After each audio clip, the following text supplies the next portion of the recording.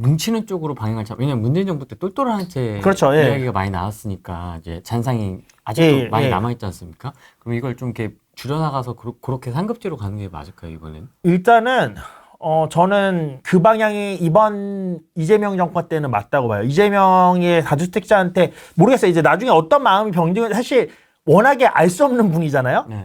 저희가 제일 사실 리스크하게 생각하는 게 다주택자를 죽일 거야가 아니라 얘가 도대체 무슨 또라이 짓을 할지 모르겠다가 사실 제일 겁내하는 것 같아요. 제가 봤을 때는. 그런 이제는 부분들이 있기 때문에 그래서 저는 이제 리스크하다고 보는 건데 그래서 다주택자에 대한 포지션도 사실 언제 말을 어떻게 바꿀지 저는 잘 모르겠어요. 근데 네. 현재 우리가 걱정하고 있는 대로 다주택자를 이제는 쪼아갈 거다라는 확률이 아무래도 이제 당의 성격을 봤을 때는 좀 더 높을 수밖에 없잖아요. 당적인 성격을 봤을 때. 그러면 그걸 봤을 때 좀 이제 줄여가는 게 아무래도 하나로 모아가는 게 맞기는 맞다라는 생각을 하고 있고요. 그리고 이게 이거는 정말 긴 관점인데 제가 아까 단기적으로 2년, 3년을 말씀드렸고 좀 길게는 5, 6년 뭐 이렇게 말씀드렸고 정말 장기로는 이제 뭐 10년, 20년을 보고 하는 게 이제 장기로 보고 하는 건데 정말 장기적으로 했을 때는 어쨌든 우리나라의 인구가 줄어들고 있다는 거는 엄밀한 사실이란 말이에요. 근데 그게 앞으로 한 20, 30년 뒤의 일이긴 합니다. 왜냐면 지금 우리 한 7살, 8살 애들부터 인구가 이제 줄어든 거기 때문에 걔네가 성인이 돼서 주택시장에 참여할 수 있을 나이 정도까지 되려면 아직 시간은 좀 남아있어요. 한 20년, 30년은 남아있는데 근데 실제로 그렇게 해서 인구가 줄어들고 있다라고 한다면 결국에는 중심으로 쏠릴 수밖에 없어요. 여러 개 있는 것보다 좋은데 하나 있는 걸로 사람들이 쏠릴 수밖에 없고 그럼 결국에 그게 가치가 있게 되는 거기 때문에 사실 긴 포지션으로 봤을 때는 줄여가는 게 맞다고는 봅니다. 그렇다고 해도 이제 말씀드렸다시피 이게 단기, 중기, 장기가 다른 거기 때문에 그래서 제가 지금 이렇게 얘기했다고 해서 3주택자인데 당장 내일 다 팔고 하나로 줄여서 내일 가야겠다. 이거는 제가 그렇게 하기에 좋은 타이밍은 아니다라고는 확실하게 말씀을 드릴게요. 그리고 이 3주택도 또 어떤 주택인지에 따라서 또 좀 다르겠죠. 완전 지방이면은 시골 짝이 그런 데는 사실 뭐 그런 거 상관없이 최대한 빨리 정리하고 조금이라도 시드 회수해서 하나로 뭉치는 게 지금이라도 맞고요. 왜냐면 거기 오를 거 기다리느니 그냥 손해보고 회수되는 돈이 있으면 팔고 나와서 이제 차례가 올 것 같은 애에 줄 서는 게 훨씬 더 빠른 방법입니다. 그럴 경우에는. 근데 제가 지금 말씀드리는 건 그래도 어느 정도 왜냐면 자가라고 했으니까 내 자가가 그래도 어느 정도는 매수세도 있고 사람들이 선호하는 지역에 집이 한 두세 채 있다. 그런 걸 가정을 했을 때는 지금 사실 웬만큼 선호하는 지역은 아직 그렇게 오르진 않았으니까 지금 그걸 팔고 갑자기 많이 오른 뭐 강남이나 서초로 점프한다? 그거는 사실 그렇게 효율적인 방법은 아닐 수도 있다라고 말씀드리고 싶어요. 사실 지금 얘기하기가 좀 애매하긴 한데 네. 서울 정비 사업은 어떻게 보십니까? 저는 서울 정비 사업은 갈 거라고 봐요, 계속. 이거는 정책적으로 정책적으로 뭐 이제 서포트해주는 부분들도 있겠지만 일단은 저는 재건축을 막을 가능성은 되게 적다고 봅니다. 거기 일기 신도시 재건축에 대한 표심이 엄청 많이 달려있기 때문에 이거를 쉽게 포기하기는 저는 안 될 거라고 보고 재개발 같은 거나 뭐 이런 것들을 좀 할 수도 있긴 하지만 이재명이 얘기한 걸 보면 이재명도 결국 공급은 재건축 재개발을 통해서 해야 된다는 걸 어느 정도 알고 있다는 느낌이었어요, 저는. 그래서 그거를 뭐 엄청 투기 세력까지 들어갈 정도로 권장하지는 않겠지만 이거를 뭐 태클을 걸어서 못 진행하게 막겠다 이러기는 저는 현실적으로 이제는 힘들다고 보고 근데 이 정책적인 것들을 다 차치하고서라도 사실 지금 재건축 재개발이 제대로 진행이 못 되는 이유는 정책적인 이유보다는 수익성이 안 나오기 때문이에요. 문재인 정권 때 그 초과이익 환수제 했잖아요. 재초안했는데 재초안했을 때도 재건축 계속 올랐고 다 샀습니다, 사실. 그러고 이제 재초안 낼 때 되니까 이거 위헌이다라고 이제 소송 걸고 싸우고 있잖아요. 그러니까 오를 때는 그냥 정책이 나오든 말든 그 재초안은 나중의 일이니까 그때 가서 생각하고 일단 지금은 베팅하고 이렇게 들어간단 말이에요. 그렇기 때문에 지금 시장의 가격이 오르기 시작하면 재건축 재개발의 수익성도 자연스럽게 당연히 생기는 거고 왜냐면 결국에 비싸게 못 파는 상황인데 원자재 가격만 올랐잖아요. 지금 뭐 콘크리트도 올랐고 철근도 올랐고 인건비도 올랐고 원자재 가격은 올랐는데 그걸 비싸게 팔 수 있는 환경이 못 되니까 수익성이 없는 거지. 집값이 올라가면 비싸게 팔 수 있는 환경이 되고 그러면은 결국에는 그 수익성이 생기니까 그럼 그로 인해서 상승이 되는 거지. 그 과정이 이제 상승하니까 정권에서는 계속 뭔가 규제책을 넣겠지만 경험했다시피 당분간은 그거 갖다 끊기지가 않는다. 제가 아까 10개의 물줄기라고 했죠. 재개발에도 10개의 물줄기가 있을 거고 여기서부터 계속 끊으려고 하겠지만 우리는 끊기 전 아예 첫 번째 물주기도 끊기 전에 들어가서 그래서 한 5번째 물주기까지 끊겼을 때 나머지 5번째 물주기 들어가려는 애들한테 팔고 나올 수도 있는 거고 사실 그런 전략으로 가는 게 맞는 거죠. 저는 사실 지금 재건축 재개발 진입하는 거는 되게 괜찮은 전략이라고 봅니다. 수도권도요? 네, 수도권도. 서울 말고도. 예.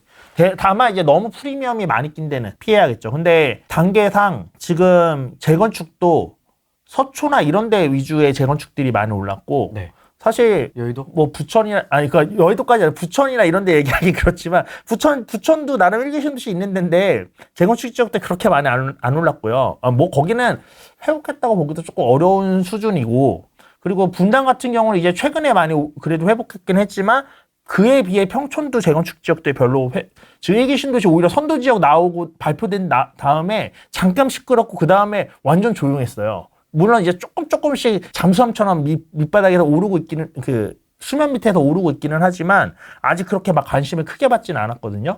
근데 이게 시장 뭐 안양에 있는 집값들이 많이 오르면서 갑자기 막 분양도 비싸게 되기 시작한다. 그러면 사람들 재건축으로 관심 확 쏠릴 거예요. 그러면 거기도 올라가겠죠. 이런 식으로 원래 시장이 흘러가요. 그러니까 집값이 올라가면 분양가를 높게 할 수 있고 분양가가 높게 되면 그 분양에서 떨어진 사람들이 준신축을 찾거나 아니면 투자 마인드가 있는 사람들은 야 분양이 저 정도에 되면 이거 재개발 싸네 하고 재개발이나 재건축으로 이렇게 몰리는 게 자연스러운 수순이거든요.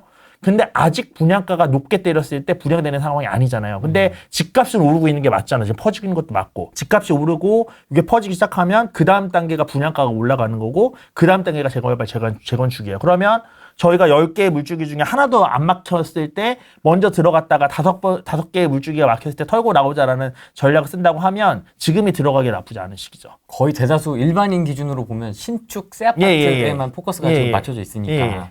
그러네요. 그래서 실제로 제가 투자했던 것 중에 되게 수익률이 좋았던 것 중 하나가 안양 재개발이거든요. 그 안양 재개발을 제가 16년 10월인가에 샀어요. 16년 10월에 이제 샀었고 9년 전입니까? 네. 와. 그때쯤에 샀었는데 그때는 진짜 제가 14년도에 투자를 시작했으니까 네. 나 16년 아니어서 15년이었어. 15년 10월이었어. 죄송해요. 10년 된 거네? 15년 10월이었는데 그때 투자한 지 1년밖에 안 됐으니까 진짜 мот도 모르는 꼬꼬마였단 말이에요. 불인이었단 말이에요. 근데 왜 거길 가셨어요?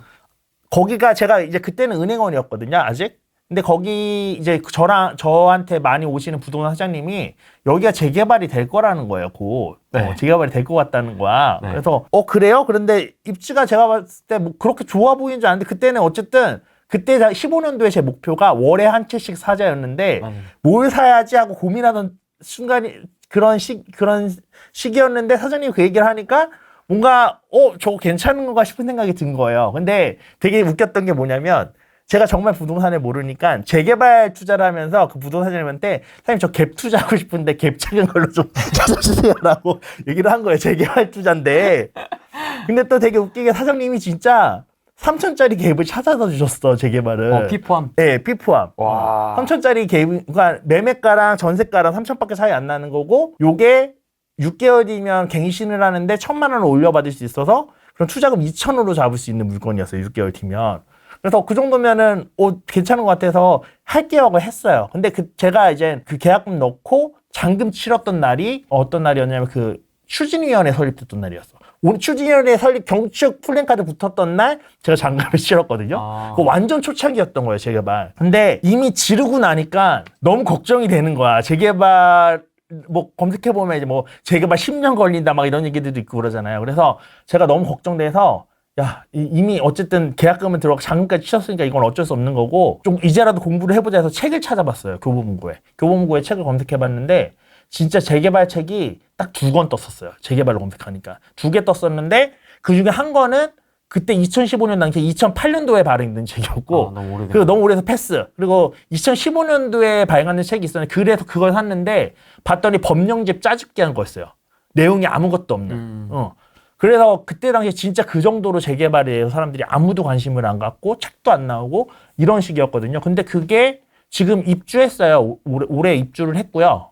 재개발 다 끝나서. 제가 지금 그때 이제 갭을 2,000 주고 샀다고 3,000 주고 샀다고 얘기를 했는데 그게 실제로 피로 보면 마피 한 3, 4천 주고 산 겁니다.